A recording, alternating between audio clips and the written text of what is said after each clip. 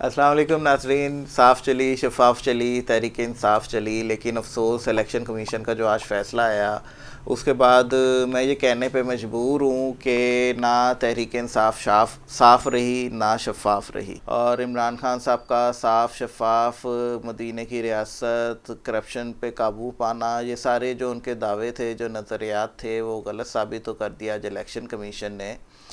और आज की जितनी मेरी गुफ्तगू है ये सिर्फ बाशऊर लोगों को जो है ना समझ में आएगी, क्योंकि हकीकत का सामना करने के लिए ना आपको बड़ा बर्दाश्त से काम कर लेना पड़ता है।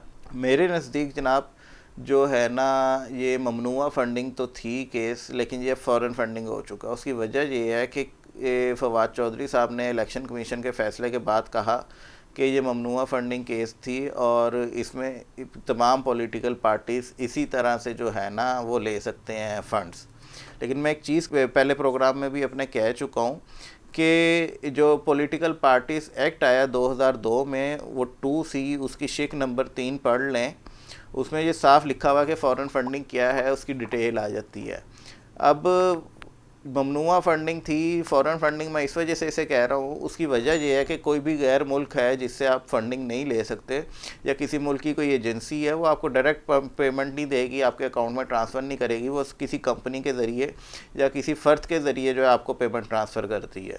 तो इसलिए मेरे नज़दीक ये अब ममनुआ फ़ंडिंग से फ़ॉरेन फंडिंग का केस हो चुका है।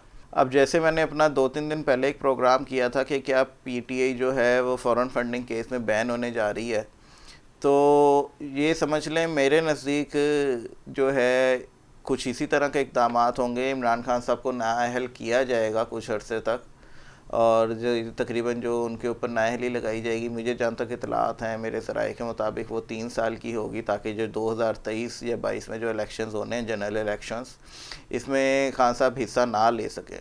क्योंकि इस वक्त उन्होंने जितनी हाइप क्रिएट की हुई है, तमाम पॉलिटिकल पार्टीज़ को ये डर है, ये ख़दशा है कि पीटीआई जो है वो वाकई ही 2/3 अक्सरियत लेगी।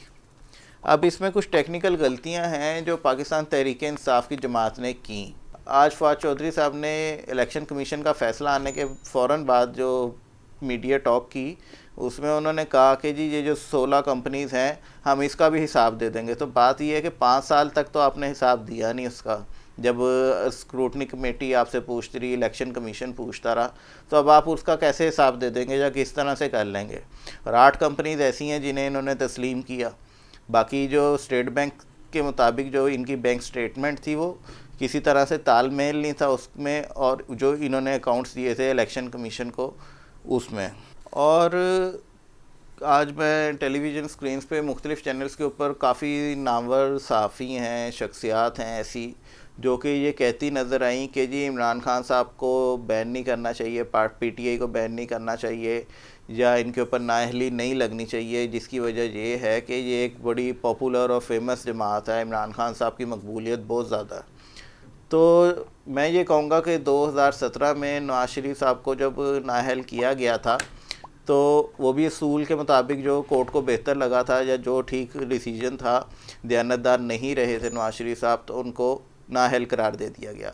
उनकी पॉपुलैरिटी जो है वो किसी हद तक कम नहीं थी इमरान खान साहब से, और खान साहब भी अगर बात करें तो इनकी पॉपुलैरिटी जनाब जुल्फ़िकार अली भुट्टो साहब से ज़्यादा नहीं है। उनकी पॉपुलैरिटी अब तक रह गए तमाम सियासतदानों में मेरे नज़दीक सबसे ज़्यादा थी, उन्हें भी सज़ा दी गई। तो पॉपुलैरिटी को जो है ना बेस नहीं बनाना चाहिए। बात यह है कि खान साहब ने जो दावे किए थे दयानतदारी, ईमानदारी के, अब वो ख़ुद दयानतदार नहीं रहे। ये चीज़ पीटीआई तस्लीम कर चुकी है कि उसने जो है मुख्तलिफ़ ज़राए से फ़ॉरेन फंडिंग हासिल की है। तो उसके मुताबिक तो पार्टी पे पाबंदी लगती है या खान साहब नाअहल करार दिए जाएंगे। और जैसा मैं पहले कह चुका हूँ कि मेरी इतलात के मुताबिक 3 साल के लिए खान साहब को नाअहल करार दिया जाएगा, ताकि ये अगले इलेक्शंस में हिस्सा ना ले सकें। और दूसरी पीटीआई के जो अरकान हैं जो आज बातें कर रहे थे, वो ये कह रहे थे मीडिया टॉक में कि जी जो ऑडिटर है, खान साहब को तो पता ही नहीं था, वो तो जो ऑडिट रिपोर्ट आती थी उसके ऊपर साइन कर देते थे। ये ऑडिटर की गलती है। अब मैं इसमें एक चीज़ क्लियर कर दूं, मैं खुद एक जो है ना ट्रस्ट चलाता हूं, और ये उसकी एक ऑडिट रिपोर्ट है इसके मेरे साथ। इसमें जो फर्स्ट पेज है ये एक्नॉलेजमेंट है ऑडिटर की तरफ से। उसमें वो क्लियर एक चीज़ कर देता है कि मैंने जो ऑडिट रिपोर्ट बनाई है, इदारे ने या ऑर्गेनाइजेशन ने मुझे जो डाटा दिया, जो अकाउंट्स बुक्स दी, हमने उसके मुताबिक रिपोर्ट बना दी। इसमें ऑडिटर का फॉल्ट नहीं है। ऑडिटर को जो हमने अकाउंट्स दिए, जो उसे balance sheets, ledgers, cash books वगैरह या रिसिप्ट्स वगैरह दी, बैंक स्टेटमेंट्स दी, उसने उसके मुताबिक रिपोर्ट बना दी। और दूसरी चीज़ है कि जब हम इसके फर्स्ट पेज पे आते हैं तो फर्स्ट पेज के ऊपर ही आपकी जो है एसेट्स आ जाते हैं, जैसा कि ये इस रिपोर्ट में भी नज़र आ रहा होगा कि फर्स्ट पेज में ये एसेट्स लिखे हुए हैं लास्ट के ऊपर। तो आपके एसेट्स, खान साहब इतने मसरूफ़ थे कि उन्होंने अपने कभी एसेट्स नहीं देखे कि कंपनी के क्या हैं। और अगर सेकंड पेज पे चले जाएं तो उसमें इनकम शो हो रही होती है कि आपकी पार्टी को, आपको कितना एक डोनेशन आया, कितना एक फ़ंड आया। अगर आपकी पार्टी को कहीं से इतना चंदा आ रहा था कि वो आपकी उम्मीद से ज़्यादा था, तो क्या खान साहब के पास कभी इतना टाइम नहीं था कि वो इसकी डिटेल ले सकें? ये तासुर जो दिया जा रहा है ना कि जी पूरी दुनिया से पाकिस्तान तहरीक इंसाफ को फंड्स आते हैं, पाकिस्तान तहरीक इंसाफ को नहीं, सारी जमातों को, हर किसी को आते हैं, लेकिन चेक एंड बैलेंस रखना चेयरपर्सन का काम है। जो बहैसियत चेयरमैन हैं इमरान खान साहब, उनका काम था कि वो ये चेक एंड बैलेंस रखते। और अगर ऑडिट रिपोर्ट आती थी सामने, कम से कम एटलीस्ट वो अपने अकाउंट्स का जो है जायज़ा ले सकते थे। और जो बेस आज बनाई जा रही है, वो इलेक्शन कमीशन ने भी जो एक बात क्लियर की कि फॉर्म 1 का जो है गलत इस्तेमाल किया खान साहब ने, यानी कि एक एफिडेविट होता है, जो बयानिया होता है, वो गलत दिया। कि उसमें इन्होंने क्यों दिया, ये 5 साल तक एक ही गलती दोहराते रहे कि जी जो मैं एफिडेविट में यही लिखा जाता है बयान हल्फी में कि जो मैं दे रहा हूँ, जो कागजात हैं वो बिल्कुल जांच पड़ताल करके दे रहा हूँ, ठीक दे रहा हूँ, इसमें कोई किसी किस्म का मसला होगा तो मैं ज़िम्मेदार हूँ। एफिडेविट कोई भी देगा तो वो जो शख्स दे रहा वो ज़िम्मेदार होता है उसमें किसी भी चीज़ का, उसमें आप लेम एक्सक्यूज़ नहीं दे सकते बाद में। तो ये पाकिस्तान तहरीक इंसाफ की एक और बहुत बड़ी गलती है कि 5 साल मुसलसल आप एक गलत ऑडिट देते रहे। और ये जो 2012-13 तक का दौरानिया था ना, इसमें तो पाकिस्तान तहरीक इंसाफ को कुछ भी पॉपुलैरिटी और फंड्स नहीं मिले होंगे जो उसके बाद आए हैं। अब अगर उसके बाद के अकाउंट्स की तहकीकात होती है तो उसमें नया पंडोरा बॉक्स खुल जाएगा। पाकिस्तान तहरीक इंसाफ के जितने रहनुमा हैं उन सब का कहना है कि इलेक्शन कमीशन कौन होता है फ़ैसला करने वाला, या अदालतें कौन होती हैं, फ़ैसला जो करेगी वो अवाम करेगी। क्या आपके नज़दीक पाकिस्तान की अवाम बेवकूफ़ है जिसे ये नहीं पता कि ठीक क्या है गलत क्या है? यानी अगर खान साहब पॉपुलर एक पर्सनैलिटी हैं, काफ़ी ज़्यादा फेमस हो चुके हैं, तो इसका मतलब ये है कि कुछ भी गलत है सही है उनको सब कुछ जायज़ है, वो जो मर्ज़ी करें। और जो सही गलत की चीज़ है कि जो कानून लागू होता है सही या गलत का, वो सिर्फ़ दूसरों के ऊपर होता है, चेयरमैन पाकिस्तान तहरीक इंसाफ के ऊपर नहीं होता।